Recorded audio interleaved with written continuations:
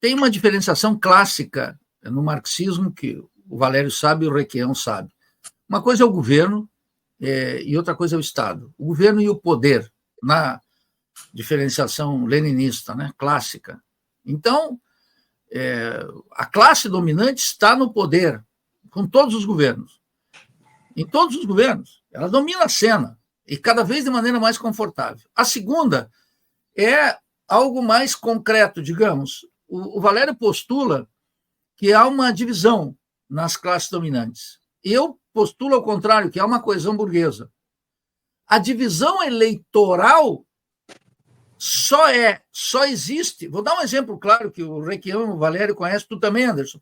Gustavo Franco estava contra Bolsonaro e declarou abertamente: será péssimo para o Brasil um segundo governo Bolsonaro. O Gustavo Franco, Requião, que é o rapaz que no governo FHC mandou bala em tudo isso que está aí. E o que é isso que está aí? Vamos pegar o tripé que o Valério mencionou. O que o governo Lula tocou desde o Plano Real? O tripé. O que é o tripé? Conta de capitais abertas e câmbio flutuante. Esse é o primeiro aspecto, essa é a regra de ouro, que é o núcleo racional do rentismo, que interessa aos latifundiários, aos comerciantes e aos industriais decadentes, e especialmente ao sistema bancário e todas as suas ramificações.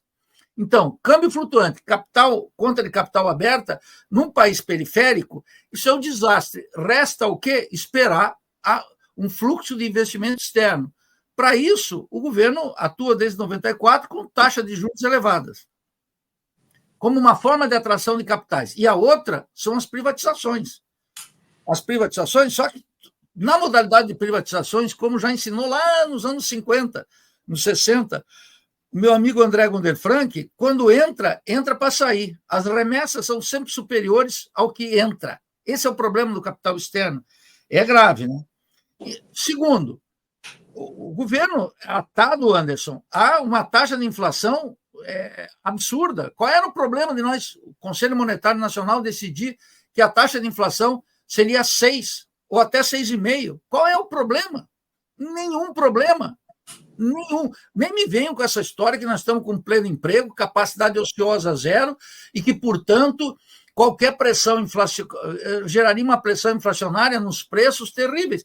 Isso é uma conversa de banqueirinho que meus alunos de terceira fase liquidam isso na hora, mostrando a evidência histórica e que não funciona, né?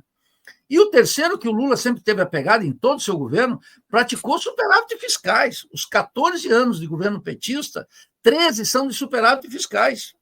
Então já estão apegados à economia política do rentismo desde sempre. Isso é que permitiu, meus caros ouvintes do Faixa, é que permitiu a setores da burguesia, uma vez que a economia política do rentismo está garantida, vamos preservar as formas, ou vamos dizer, a administração democrática da ordem burguesa contra a administração autocrática da ordem burguesa, que leva um sujeito indiscutível como Gustavo Franco dizer voto no Lula, Fernando Henrique, voto no Lula, Pedro Malan, voto no Lula, Armínio Fraga, voto no Lula. Não por outra razão, é porque a economia política do rentismo está adequada. A divisão eleitoral de setores da burguesia, que implica que Luiz Trajano vá com Lula e o velho da van vá com Bolsonaro, agora já disciplinado no governo, porque essa gente não tem convicção. A convicção dessa gente é como dizia Sartre, né? Um dia de verão, um dia de inverno, as moscas morrem. O Requião deu um exemplo aqui de um empresário que, contestado, caiu aos prantos diante dele. Isso é a cara da burguesia brasileira. Mas nós não temos um político à altura, por isso que eu repito, o Lula é um sujeito vulgar, porque ele não está à altura das circunstâncias históricas. Os trabalhadores na mais absoluta miséria. Ele tocando a manivela da economia política do rentismo, filiado ao Vaticano e ao Partido Democrata, de costas para o povo brasileiro, traindo, inclusive, não um compromisso de classe que ele nunca teve, traindo seus compromissos elementares de campanha, como o Requião narrou aqui, sobretudo no caso do Paraná, que toca no fígado do Requião, mas de todos nós também. E lá a Luiz Mercadante fazendo essa mesma política reacionária da direita, sem tirar nem pôr. Talvez o ritmo seja um pouquinho diferente, mas a direção é inconteste e os objetivos estratégicos são os mesmos. Então, para nós termos aqui uma conversa, tem que saber que divisão é essa que o Valério menciona aqui da burguesia. Eu não vejo tal coisa. Quando ela se divide eleitoralmente, que permite que ilustres banqueiros que eu citei aqui, aqueles honoráveis bandidos, como diria Marx, né, a respeito dos banqueiros, é porque eles estão cômodos nos seus interesses.